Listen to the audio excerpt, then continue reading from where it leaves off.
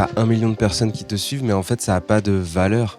Alors qu'une salle de 1500 personnes, c'est impressionnant. Oui, c'est horrible à dire, mais c'est vrai que ça paraît comme des statistiques et que des statistiques. C'est vraiment quand tu sors dans la rue ou que tu fais tes courses ou que voilà, tu vas quelque part, que tu te dis mais c'est des vraies personnes. Et c'est vrai que chez toi, c'est difficile de se dire. Parfois, c'est tellement fou le nombre de gens que tu peux toucher si vite que tu te dis j'ai peur de ne pas me rendre compte. Si vous êtes tombé sur un passage d'un humoriste sur scène au Festival de Montreux, vous vous êtes déjà peut-être demandé comment il a écrit son texte, enfin surtout qu'est-ce qui lui en a donné l'idée. Du coup, avec le Montreux Comedy Festival, on a créé Yellow Mike, un podcast qui retrace l'histoire derrière une bonne vanne et comment elle a évolué pour arriver jusqu'en Suisse et faire rire des gens. Je m'appelle Félix, vous écoutez la 3e saison de Yellow Mike. Aujourd'hui, je reçois Nicolas Lacroix. Bonne écoute. Je pense que c'est une aparté, mais qui est quand même assez intéressante. Tu te présentes en tant que Nicolas Lacroix. Oui. Et t'es surtout connu en t'appelant Nico en vrai. Oui. Tu cartonnes parce que tu fais des vidéos où tu reprends des trucs, où tu fais du contenu toi-même, que je te suis d'ailleurs depuis longtemps. Je me sers du web un peu, de tout ce qu'on y trouve. Farfelu. Oh putain, plus personne ne dit farfelu. Je suis vieux déjà. Non, je me demandais si t'avais pas aussi la volonté de... Je sais pas. Parce que de me dissocier. Non, mais quand on dit qu'on monte sur scène, on a tendance à dire qu'on est un petit peu plus dans... pas l'honnêteté, mais tu sais, le fait de s'exposer à qui on est vraiment devant des gens. Oui, c'est ça. Et du coup, je voulais savoir, est-ce que c'est ce passage de web à la scène qui te fait reprendre ton... C'est vrai que quand tu fais des vidéos sur les réseaux qui fonctionnent, t'es influenceur et le mot est fort péjoratif. Et c'est vrai que un peu dissocier les réseaux de la scène, c'est aussi une volonté par le prénom. C'est vrai, de se dire c'est autre chose. C'est plus construit, il y a un fil rouge. Voilà, et je le dis d'ailleurs aux gens, au début, le spectacle, il fait plus d'1 minute. Donc, je vous souhaite bon courage et merci d'être resté jusque-là, tu vois. Et donc, oui, parce que tout va vite. Et donc, évidemment, tu peux plus installer ton univers et voilà, les gens se déplacent. Je trouve fou. Puisque c'est bien de remarquer que les gens viennent voir les spectacles. C'est ce que tu te dis, on fait tout pour que plus personne ne sorte et tout le monde soit derrière l'écran. Donc, c'est toujours chouette. Ouais, non, c'est rassurant. Oui, c'est rassurant. C'est rassurant.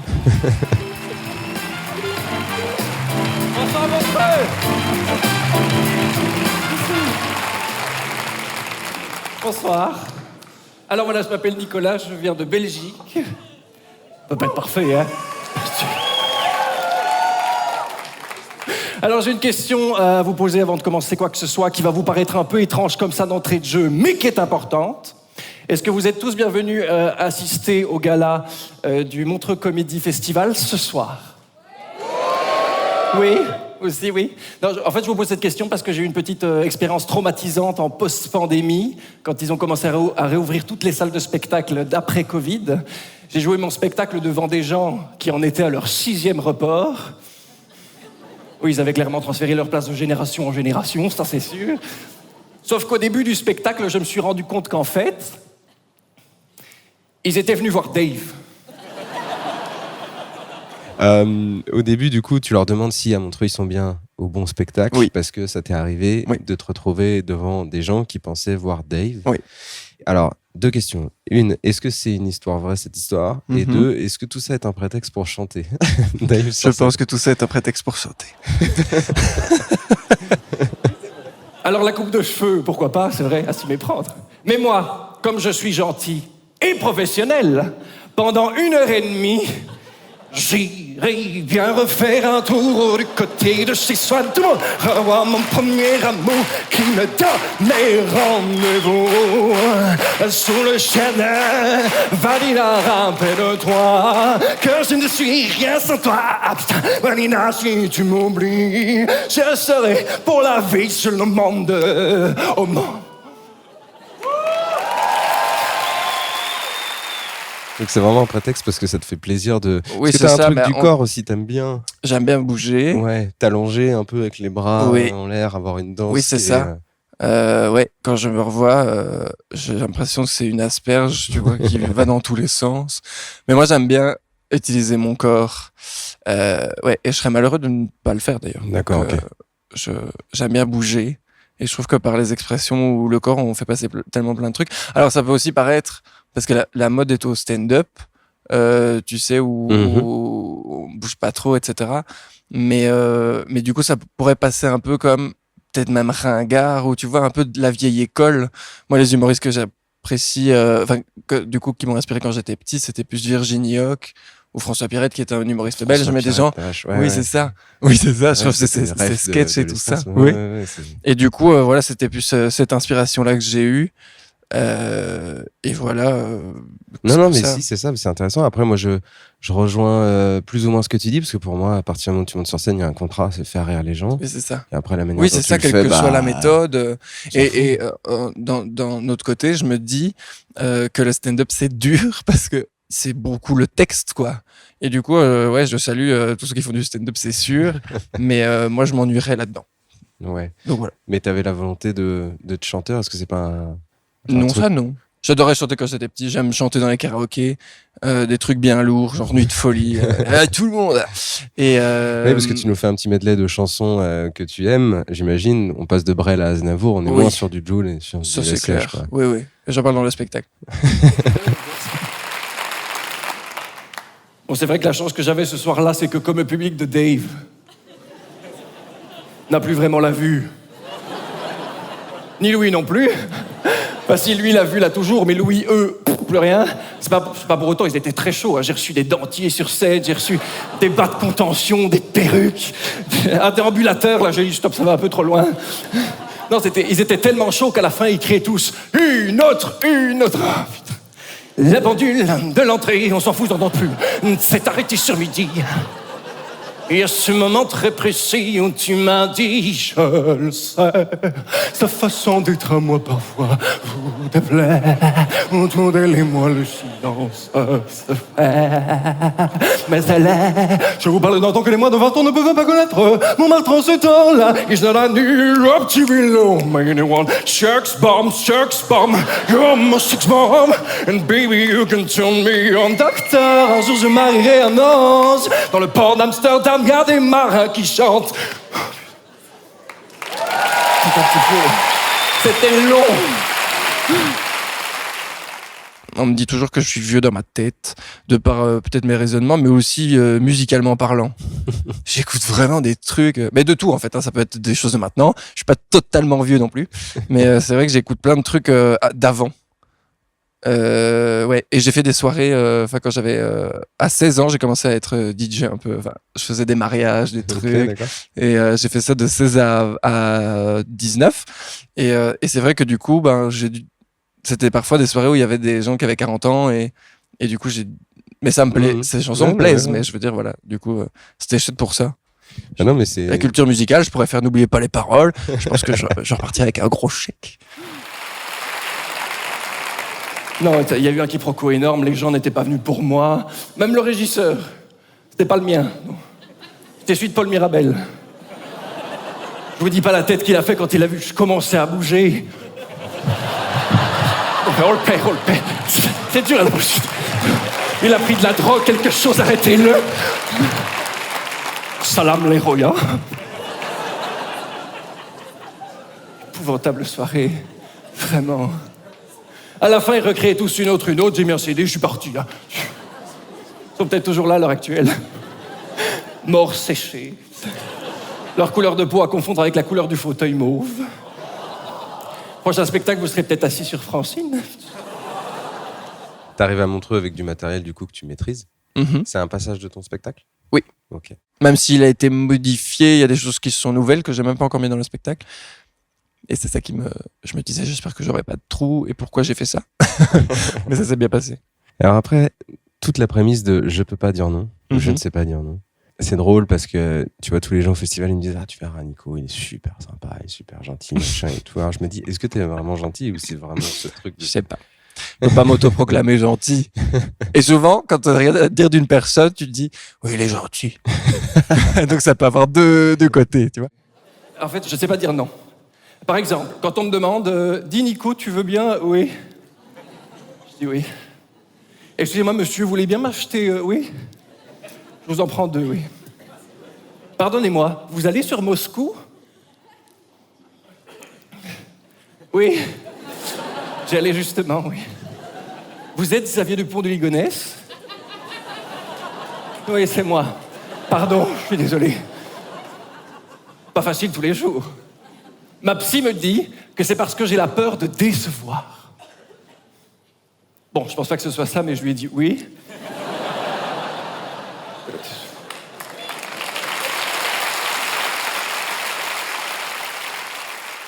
Parfois, je mets 2 événements le même jour dans une optique de faire plaisir et je ne sais même pas pourquoi je fais ça. Et le jour même, je me retrouve à me dire « Ah, ben, je dois annuler quelqu'un. » Donc, cette personne t'en veut, mais c'est ridicule. Et donc, oui, c'est ça, je bosse là-dessus. Mais ma psy voit elle-même une psy après m'avoir vu, donc... Non, mais voilà. À la base, j'étais parti sur un autre titre de spectacle que Trop Gentil. Et puis, en session d'écriture avec Guillaume, je lui explique ce qui m'arrive. Et par exemple, j'ai des trucs souvent, hein, donc je lui explique les anecdotes et il me dit « Mais c'est bon, là, le titre de ton spectacle. Ne cherche plus. » Et après, du coup, tu donnes des exemples à des moments où tu peux pas dire oui, où ça va de pire en pire, où tu t'arrêtes à Dupont de Ligonnès en termes de... Oui. Là où on aurait pu penser que tu pouvais avoir des trucs plus graveleux, plus liés au cul, plus machin et tout, tu préfères rester dans un truc plus soft? Ouais. Je préfère rester dans du soft. Bonne question. C'est vrai que je pourrais parler un peu plus de mon pénis. Non, mais pas forcément. C'est pas les questions de te remettre. Mais c'est juste que je dit de toi. Oui, c'est ça. De jamais été très cul-cru, mais je trouve qu'il y a beaucoup aussi. Ouais. En termes de cul. Et donc voilà, c'est pour un peu varier aussi. Mais j'en ai dans le spectacle. J'ai des trucs. Bah, on y va. Tu vois, j'ai quand même réussi à faire Parce que sur la fin. Bah oui. Mais j'ai quand même réussi à mettre un truc de cul sur 9 minutes. C'est dur. La dernière fois que j'ai dit oui, d'ailleurs, je me suis retrouvé dans un merdier pas possible. En fait, j'allais à l'hôpital pour faire un don de sperme, parce que je suis généreux et que j'ai la vie sexuelle d'un poil à peler, donc ça m'a fait beaucoup de bien. Et quand je croise un monsieur dans le couloir, il me demande « C'est bien pour vous l'opération ?» Mais moi, comme je vois que c'est un stagiaire, je n'ai pas envie de le mettre dans l'embarras. Donc je dis « Oui ». Je me suis réveillé le lendemain matin en gériatrie. Ils m'ont demandé si tout s'était bien passé. Et franchement, oui. Franchement, si vous avez besoin de faire remplacer votre hanche par une prothèse, allez chez eux, c'est les meilleurs. Après, je ne peux m'empêcher d'avoir une pensée émue pour Monique qui a dû cracher dans un petit pot et qui finira sa vie en boitant. On pense à toi, Monique. Enfin non, elle n'est pas encore là, elle est toujours... Parce que t'as un peu, à la base, quand tu fais de la comédie sur TikTok, tu fais un peu de la comédie d'humeur, enfin, je sais pas comment le terme exact, mais en gros, l'idée, c'est t'as une idée, tu le fais et tu l'exposes c'est ça. tout de suite. Oui. Tu vois ce que je veux dire? Oui, c'est ce que je disais, je peux être sur l'autoroute C'est ça. et m'arrêter parce que je sens que c'est maintenant. Après, j'aime bien parce qu'on dit que c'est un métier d'image, mais je trouve... Enfin, moi, je le vois pas du tout comme ça parce que...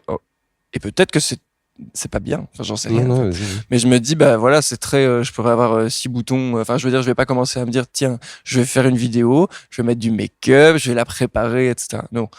Mais du coup, voilà, quand on dit toujours image, c'est pas que je m'en fous, mais. Non, mais oui, presque. c'est vrai. Oui, t'as un côté.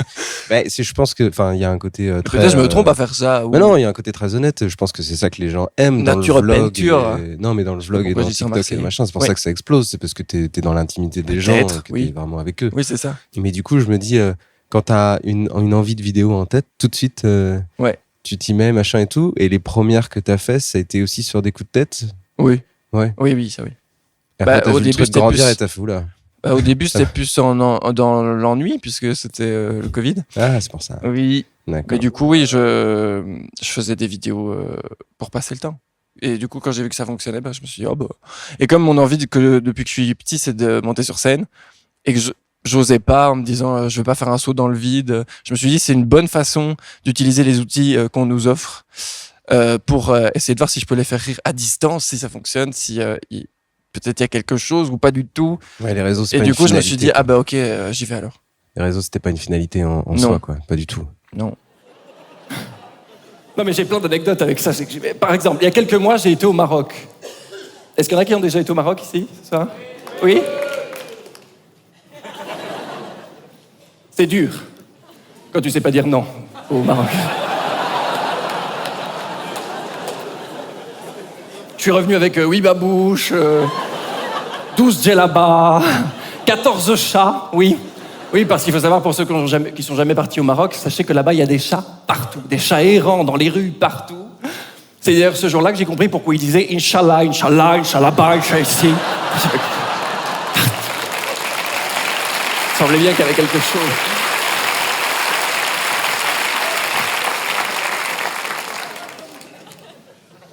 J'en ai perdu des choses au Maroc, par contre.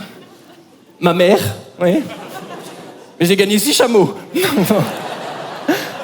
Ils m'ont proposé l'échange et j'ai dit « oui ». Après, entre nous, j'ai l'impression d'avoir gagné au change. Puisque le chameau aussi, il t'amène où tu veux, quand tu veux, il râle jamais. Donc, je me dis que c'est cette...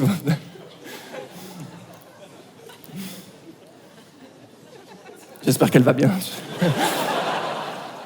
Pas de nouvelles. Mais il y a un truc aussi où quand t'es sur scène, tu fais une blague, les gens rient tout de suite et tu sais, t'as une réaction tout de suite. Est-ce que quand tu postes une vidéo, tu regardes les réactions tout de suite? Je les regarde tout de suite, les premières, Ouais. pour voir la tendance du truc. Parce que, par exemple, aujourd'hui, on peut tellement... Tout est touchy, et tellement touchy que parfois tu postes des trucs et tu te dis, j'aurais jamais imaginé que quelqu'un allait penser à ce truc, quoi. Ouais. Et on n'est pas à l'abri. Moi, j'ai un petit souci, c'est que j'ai l'impression que, enfin, sur Insta, là, on est de plus en plus, mais j'ai l'impression que je poste comme si on était 100. Ben oui, c'est ça. C'est qu'en fait, je trouve pas que les chiffres, ils ont quelque chose d'un peu bizarre. Oui, c'est super bizarre. C'est horrible à dire, mais ce sont des statistiques. Tu vois, c'est ce truc un peu de, t'as 1 million de personnes qui te suivent, mais en fait, ça a pas de valeur. Alors qu'une salle de 1500 personnes, c'est impressionnant. Oui. Ouais. Et puis t'as le retour immédiat et tu sais, et puis tu peaufines en fonction de ça. Mais c'est horrible à dire, mais c'est vrai que ça paraît comme des statistiques et que des statistiques. C'est vraiment quand tu sors dans la rue ou que tu fais tes courses ou que voilà, tu vas quelque part que tu te dis mais oh, c'est des vraies personnes. Et c'est vrai que chez toi, c'est difficile de se dire. Parfois, c'est tellement fou le nombre de gens que tu peux toucher si vite que tu te dis enfin, j'ai peur de ne pas me rendre compte. Je pense que je me rends pas compte. Quand on dit influencer et influenceur, etc., moi, je me rends jamais compte des gens. Je me dis, ils peuvent pas acheter les produits. Enfin, tu vois, même quand une marque me contacte, je me dis, ok, je le fais, mais j'y crois pas du tout. Et en fait, si. Et ça, Du coup, tu te rends compte de la puissance que tu peux Oui, c'est avoir. ça, de la puissance de... Mais dans tout ce que tu dis, je veux dire, là, j'ai pris l'exemple des marques ou des trucs que tu peux vendre, mais c'est pareil pour tout ce que tu peux envoyer sur les applis, quoi. Tous les messages que tu peux envoyer, tout ce qui est important. Et donc, c'est vrai que si un jour, je me rends pas compte d'un truc que je dis qui pourrait être touchy, je préfère toujours regarder les premiers commentaires. Et par contre, je doute tellement que quelqu'un qui... Je pourrais recevoir 2 messages, alors que, tu vois, il y en a... Alors, on va prendre une jauge de 100 messages. S'il y en a 2 qui me disent des trucs négatifs, ben, je vais y penser. Si c'est un peu construit, hein, si c'est nul, là, je me dis OK. Mais si c'est un peu construit, c'est vrai que ça va me travailler. Et avant, je supprimais. Pour 2 personnes. Ben, ça, c'est les doutes. Et puis après, c'est Guillaume Vaudétan qui produit mon spectacle et puis qui... Lui, le pauvre, je lui écris beaucoup sur Instagram avec tout ça. Et qui me dit, mais non, tu dois pas... tu dois pas faire ça et te remettre en question, tu dois juste faire ce que tu dois faire, et du coup je le fais plus, c'est vrai. Et si dans une salle tu te retrouves avec quelqu'un, tu vois, genre admettons, tu prends une salle comme Montreux, il y a 1600 personnes, tu sens que ça arrive, tu sens qu'il y a les rires qui viennent, mais tu vois qu'il y a 2 personnes, tu vois, qui rient pas, genre en bas à droite, tu vas te concentrer sur eux. Mais j'ai un souci avec ça. En fait, ce qui est absurde, tu vois, par rapport à la dynamique de Oui. Il y a des dates qui se passent très bien, etc. Mais il suffirait que je sois un peu fatigué ou quoi, ok, je m'auto-flagelle, en fait. Je vais regarder les gens qui rigolent pas, presque en leur donnant raison, tu vois. Alors que Guillaume, il dit, mais c'est pas possible, toi, dur, te torture, ouais. mais oui. Et tu te dis, ah oui, c'est vrai. Mais alors que ça se passe super bien, enfin, et du coup, je vais travailler là-dessus. Ça, c'est sûr. Je dois travailler là-dessus, c'est ridicule. C'est vraiment, enfin, tu vois. Ouais. C'est cool cette histoire de doute. On va y revenir. Oui. Moi, je veux bien reprendre du coup ton passage parce que c'est un peu le fil rouge quand même de mon interview. On est parti en... Et après, c'est important de savoir dire non. Où tu fais ton final sur... C'est une bague de cul. Ouais, c'est très cul. Hein. Non mais après, sachez, comme ça on se fait aussi une petite thérapie tous ensemble ce soir, c'est chouette. Sachez qu'il y a des situations qui ne se prêtent pas à ne pas savoir dire non. Par exemple, quand ton meilleur ami te propose « Oui, Nico, on irait bien au nouveau club qui vient d'ouvrir à côté, ça a l'air sympa. » Donc moi, je dis « Oui. » Une fois arrivé dans le club avec mon ami, on s'est rendu compte qu'on était les deux seuls à ne rien avoir à échanger. Ça, oh. Non mais c'était chouette, c'était convivial, c'est ça, c'est le mot, très convivial, oui. Au milieu de la soirée, une dame adorable est venue me voir et m'a demandé « Ça va, monsieur, tout se passe bien ?» J'ai dit « Oh, oui, oui. »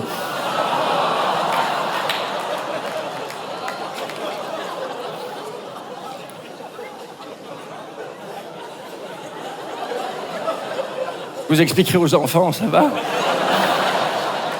petit peu visuel. Arrêtez, pas tous en même temps. Oh, c'était une dure soirée, et au sens du terme. Non. Après, j'ai remarqué que tout le monde disait oui là-bas. Et j'étais même très content. Du coup, ben voilà, je me sentais dans mon élément, et puis eux étaient dans le leur,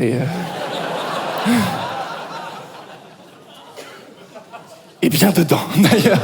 Voilà, je crois que sur cette magnifique image, je peux vous laisser Montreux. Merci beaucoup. Ça ne m'est pas arrivé, mais pas loin. Mais c'était pas un club échangiste. Mais je peux pas expliquer. Mais c'est vrai que nous sommes tous curieux. Non, pas ça. Non, mais c'est une sombre histoire. Mais c'est vrai que ça doit faire gaffe dans tout, quoi. Mais Voilà. est-ce que tu crois que tout ce passage, il marche bien aussi parce que quand tu rentres sur scène, tu dégages un peu de fragilité? Je suis désolé, c'est pas méchant ou quoi de te dire ça. Tu vois. Non, mais... Toi, il y a un peu plus ce truc de fragilité scénique, tu vois. Mais ça, c'est bien? Bah ouais, moi je trouve ça bien, mais du coup, ça accompagne vachement ce personnage qui sait pas Oui, dire c'est non. ça. Parce que tu vois, si on le mettait, je sais pas moi, Oui, c'est ça. sur Alban Ivanov, Oui. ça marche moins bien. Un petit peu moins bien. Tu vois. Oui, c'est vrai. Bah, du coup, oui, c'est-à-dire que là, pour le coup, c'est pas un personnage que c'est vraiment moi, donc tant mieux. Mais oui, c'est ça. Tu sais que c'est étonnant parce que bon, je connais quelques gens dans le web et tout, et on n'aurait pas tendance à penser que quelqu'un qui est autant suivi et parce qu'à mon avis, ça doit quand même arriver, parce que tu me parles des haters, mais tu dois recevoir pas mal de messages hyper gentils, généreux, tu vois, adorables. Et tous les jours, ça doit quand même te mettre dans une position où tu te dis que t'es quand même, quand tu prends quand même le calcul, t'es suivi par beaucoup de gens et tout, ça peut quand même te monter à la tête, tout ça. Et pourtant, tu continues de douter. Non, oui. C'est ça, c'est ce que je trouve assez fou. Oui, mais je ne sais même pas comment ça peut monter à la tête, alors j'espère ne pas le savoir. Mais je comprends pas. C'est vrai. Ouais, je sais pas. Bah, je pense tant mieux, parce que... Et en même temps, j'adore, par exemple, ici, sur le festival, moi j'aime, quand on me demande tu veux rentrer à l'hôtel, parce que là, t'as 3 heures sans rien, ben, je préfère rester ici, dans le lieu, tu vois, et je gravite, je vais voir un peu tout le monde. Mais c'est vrai qu'avant, donc à mes 18 ans, j'ai travaillé pendant 5 ans dans la production de spectacles avec les Frères Taloche en Belgique et Virginie Hoc également, j'ai travaillé avec elle. Et du coup, c'est cool parce que je retrouve ça. Enfin, j'aimais bien, moi, la logistique et les trucs comme ça. Et donc, j'aime bien graviter. et du coup... Ça rejoint ce que tu me disais tout à l'heure. Alors, juste une aparté au cas où on entend les répétitions qui sont juste à côté. c'est Manon. Du bruit, Manon Le Pomme, et ça gueule. Hein. ça crie. Ça vient de chez vous, ça? Oui, c'est bien belge. Elle est géniale. Et du coup, merde, j'ai oublié la question. Sur les festivals, mais du coup... Oui, alors ça rejoint ce que tu me disais tout à l'heure, c'est qu'en fait, à partir du moment où t'es seul, tu te mets en doute et en stress. C'est ça. Oui. Ouais, c'est ça. Oui, à fond. Mais du coup, c'est peut-être pour ça que je marche. Si je m'assieds, je suis sûr que ça dure 3 minutes, quoi. Après, je vais chercher un café, après, je vais faire pipi, après, je vais aller embêter quelqu'un. Voilà. J'ai une autre question, peut-être un peu compliquée pour toi, je ne sais pas. C'est qu'est-ce que tu penses au final de TikTok et d'Insta? Enfin, je pense que ça nous rend fous. C'est dur, ouais, mais en même temps, ça fait partie de ta vie, tu vois. Oui, ça fait partie de ma vie, mais je suis pas grand consommateur. Avant, oui, hein. Mais là, je trouve, déjà, c'est une perte de temps. Après, tu culpabilises. Et ensuite, je trouve que ça pourrait rendre fou, quoi. Quand je scrolle comme ça, si je scrolle des heures, oui, c'est ça, il y a la culpabilité de n'avoir rien fait et de se dire, mais il y a des trucs quand même un peu abrutissants. Tu peux tomber sur des trucs, passer pas, je trouve que c'est tout des trucs courts et aussi tout va vite. En fait, je me rends compte que quand j'ai le temps de me poser, je ne sais pas ce que je peux faire Et en fait, il y a trop de possibilités. Tu peux regarder des plateformes de streaming, tu peux aller scroller des heures, tu peux jouer. Tu as trop de possibilités qui fait que je n'arrive pas à choisir. Donc, je ne fais rien au final. Ou alors, je fais 3 minutes de ça. Non, je veux faire ça. En fait, non, j'ai choisi de faire ça. Oh non, au final, je vais faire ça. On nous offre trop de possibilités, en fait. Ouais. Enfin, en tout cas, moi, je le sens comme ça. Noyé un peu trop dans cette volonté d'être toujours heureux, rire. Oui, et puis de nous habituer petit à petit peut-être à ne pas prendre le temps. Par exemple, sur Instagram, TikTok, si tu n'accroches pas une personne en 5 secondes, t'es vite parti, quoi. Tu scrolles. Même moi, je le fais, ça fait peur, quoi. Tu vois, tu dis, ce que tu regardes là, c'est un peu long, alors que ça fait 8 minutes. T'es là, ouais, il faut se poser des questions, quoi. Et tu vois, du coup, quand t'abordes la scène, t'as pas peur de cette lenteur ? Bah non, parce que le public, il est conditionné à venir voir un spectacle, ils savent que c'est 1h30. Non, pas vraiment. Et justement, je me dis, génial, ce sont des gens qui... Parce que moi, c'est mon expérience et c'est ce que je vis. Mais ça tombe, c'est pas ça pour les autres personnes, mais c'est comme ça que ça m'a peut-être rendu. Ou je sais pas si c'est les réseaux, mais ouais. Mais c'est rassurant, du coup. Que les gens effectivement prennent le temps et viennent voir les spectacles, oui. Ce qui est rassurant aussi de savoir que des créateurs ont conscience de leur création. Oui. Mais oui. Et puis tu peux vite. Enfin, je n'ai aucune envie de me comparer et du coup, c'est vrai que quand tu regardes plein de vidéos comme ça, il y a trop. Bon. Ça vient de là aussi, cette envie un peu de se foutre de la gueule des trucs que tu trouves absurdes. Oui. Ouais.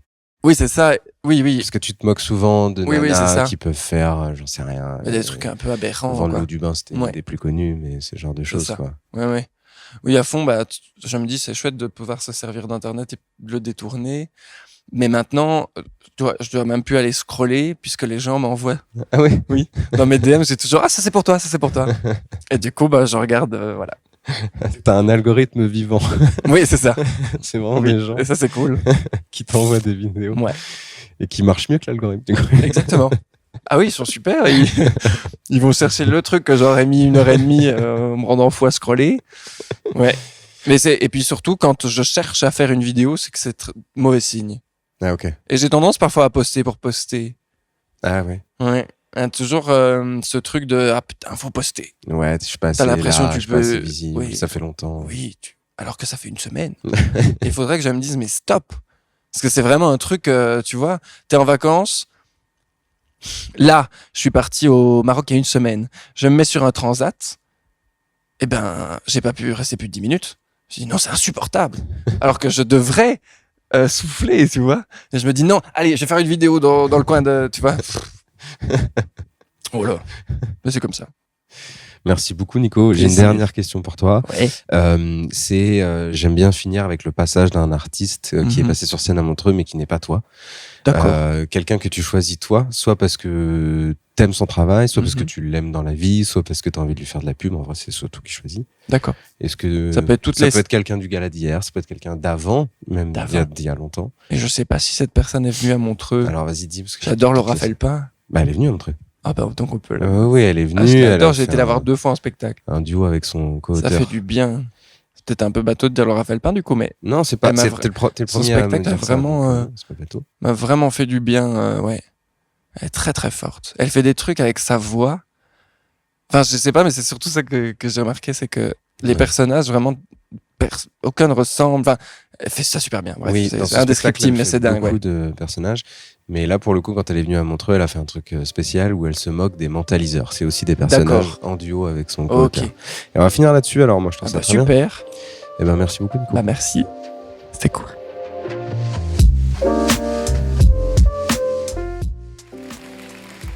Pour ce nouveau numéro, nous allons nous mettre en lien avec le royaume des morts. Mais avant tout, les Suisses, savez-vous ce que signifie la mort? Eh bien, la mort, c'est l'action de cesser de vivre. C'est bon pour vous? Bien, avançons. Je vais désormais choisir quelqu'un au hasard dans ce public afin de me mettre en lien avec lui. De ce pas... vous, monsieur, par exemple. Monsieur, jurez-vous devant tous les cantons suisses que nous ne nous sommes jamais rencontrés, jamais vus et que je ne vous ai pas équipé d'un micro non filaire, Pierre-Alain? Oui, je confirme. Il confirme.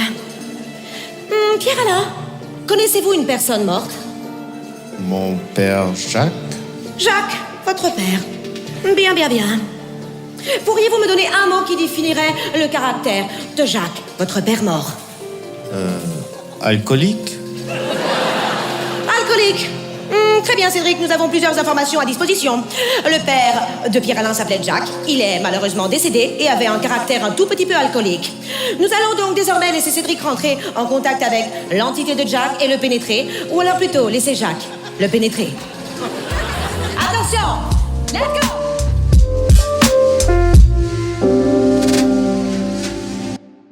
Merci beaucoup d'avoir écouté ce podcast jusqu'au bout. Si l'artiste que vous venez d'écouter vous a plu, sachez qu'il passe certainement sur scène pas très loin de chez vous bientôt, donc profitez-en pour aller le voir en vrai, c'est quand même vachement plus sympa que de l'écouter en podcast. Et moi, je vous remercie vraiment pour votre fidélité, et puis je vous donne rendez-vous dans 2 semaines avec un nouvel invité.